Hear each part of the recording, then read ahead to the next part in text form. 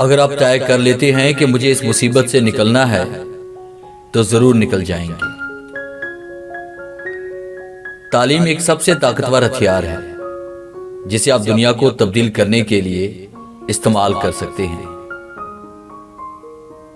बहादुर आदमी वो नहीं जिसको कोई खौफ नहीं, बल्कि वो है जो अपने खौफ पर फतेह हासिल कर लेता है।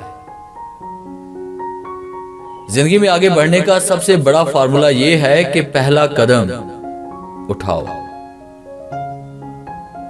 आजादी के लिए जरूरी नहीं कि तुम जमीन व आसमान खरीद लो, अलबत्ता ये जरूर करो कि सिर्फ और सिर्फ खुद को मत बेचो। एक बुलंद पहाड़ी चढ़ने के बाद आदमी को पता चलता है कि अभी और भी बहुत सी पहाड़ियां चढ़नी हैं। ऐसी आजादी बेमायनी है जहां लोग घरों और गलियों में महफूज ना हो। हर काम तब तक नामुमकिन लगता है जब तक करके देख ना लिया जाए।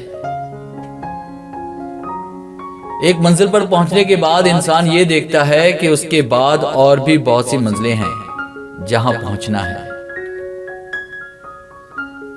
जहां आप खड़े हैं इस पर मुनहसर है कि आप कहां बैठते हैं। पीछे से आगे बढ़ें और दूसरों को यह बावर करने दें कि वो सामने हैं। मैंने कभी कुछ नहीं खोया बल्कि जीता है या फिर सीखा है।